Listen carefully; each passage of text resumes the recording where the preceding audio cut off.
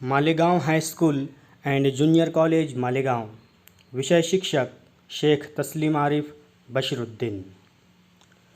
अज़ीज़ तलबा व तालबात, आज हम मराठी का तीसरा सबक अनाथांची आई पढ़ेंगे।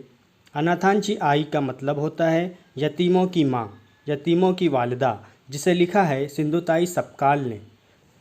इस सबक में मुसन्निफ़ा के नामुनासिब हालात होने के बावजूद इल्म हासिल करने की ज़िद और जद्दोजहद दिखाई गई है कि कैसे उन्होंने इल्म हासिल किया। इस सपकाल को बचपन में हर कोई चिंदी कहता था। चिंदी अभिमान साठे ये उनका नाम था। उनकी पैदाइश 14 नवंबर 1948 को नवरगांव फॉरेस्ट में हुई थी। उनके वालिद को लोग अन्या जी कहते थे। उनका घर छोटा सा था लेकिन बड़ा खूबसूरत था। आंगन में गाय भैंसें थी। रोज़ाना भैंसों को लेकर स्कूल के सामने से गुजरती थी। स्कूल का नाम था बुनियादी ग्रामशाला पिंपरी मेघे, आरवी रोड, जिला वर्धा। स्कूल एक बहुत बड़ा हॉल था। अनाज का गोदाम जिस तरह से होता है उसी तरह से। सामने स्कूल के एक चंपा का पेड़ था, उसमें सफ़ेद फूल लगा करते थे। स्कूल के करीब जब वो आते थे सिंधुताई सपकाल, तो स्कूल के बच्चों को देखकर बड़े खुश होते थे। कुछ बच्चे पेड़ के नीचे बैठकर पढ़ाई किया करते थे। मैं भी स्कूल जाऊं, ये उनके दिल में ख़याल आया। एक रोज़ सिंधुताई ने अपने वालिद से कहा कि मैं भी स्कूल जाऊंगी। ये बात सुनकर उनकी वालिदा ने फ़ौरन उसे कहा कि तुम स्कूल जाओगी तो भैंसें कौन संभालेगा। तो इस बात पर सिंधुताई रोने लगी। लेकिन सिंधुताई के वालिद को किसी का रोना अच्छा नहीं लगता था। उनका नाम था अभिमान साठे। नाम के हिसाब से अभिमान, अभिमान का अर्थ होता है फ़क्र, तो किसी को भी फ़क्र महसूस होगा, ऐसे उनके वालिद थे। दूसरे ही दिन उन्होंने उसे स्कूल ले गए और स्कूल में दाखिल करवा दिया।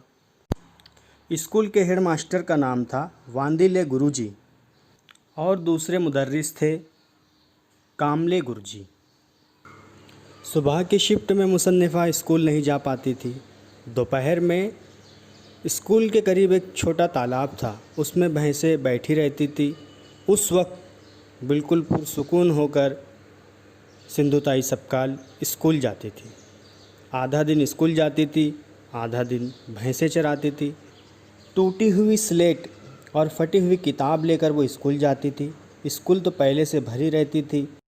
वांदिले गुरुजी गुस्से में सिंधुताई को देखा करते थे और कांबले गुरुजी की शफ़क़त भरी आंखें कहती थी कि बेटा आओ, क्लास में आकर बैठ जाओ।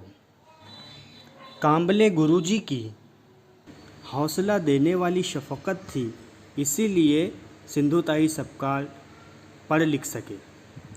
अगर वो ना होते तो उतना भी ना पढ़ सकते थे। ज़िंदगी के वीरान सहरा में जिस तरह साया इंसान को मिलता है, उसी तरह गुरुजी की शफ़क़त थी। वो पाटी पर, स्लेट पर ग, म ये सब लिख कर देते थे और बार बार लिखने को कहते थे। वो पूछते थे क्या तुमने खाना खाया? तो क्या कहना चाहिए ये उनके समझ में नहीं आता था।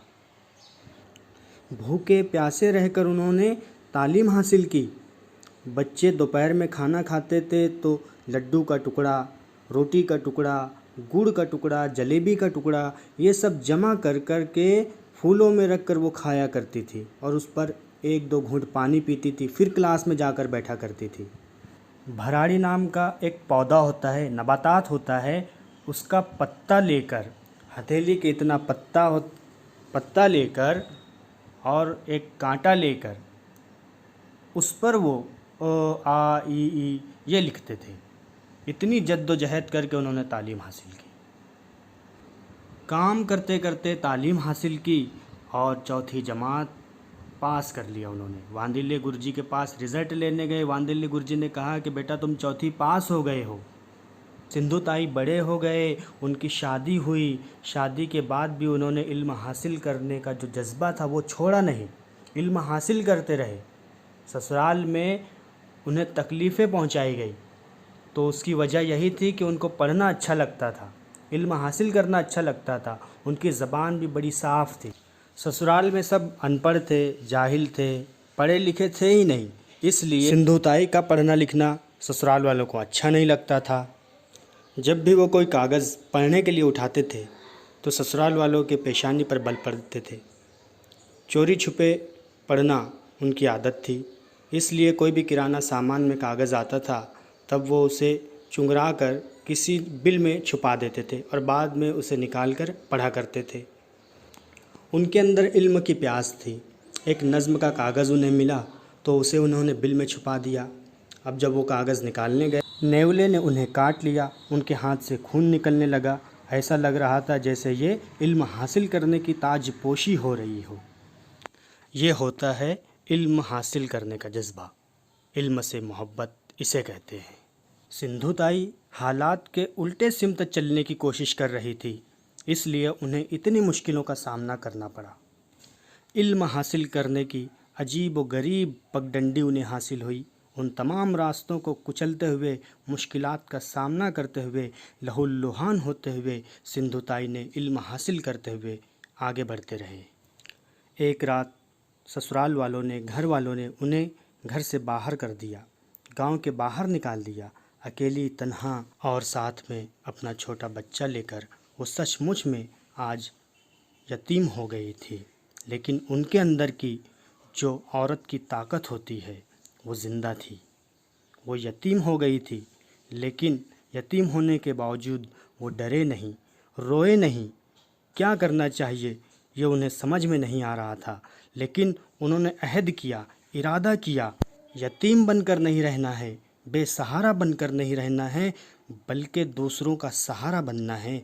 इसीलिए शायद आगे चलकर उन्हें कई यतीमों की, कई बेसहारा बच्चों की वालिदा बनना था, कई बेसहारा बच्चों की को अपने ममता के आंचल में समा लेना था। इसीलिए इल्म हासिल करने के लिए उन्होंने इतनी जद्दोजहद की, इतनी मेहनत की, इतनी मुश्किलों का सामना किया और आज इल्म हासिल करके वो आगे बढ़ी। मुख्तसर में इस तरह से मैंने आपको ये सबक समझाया है और उम्मीद करता हूँ आप भी इल्म हासिल करेंगे और यहाँ पर यह सबक इख्तिताम पज़ीर होता है।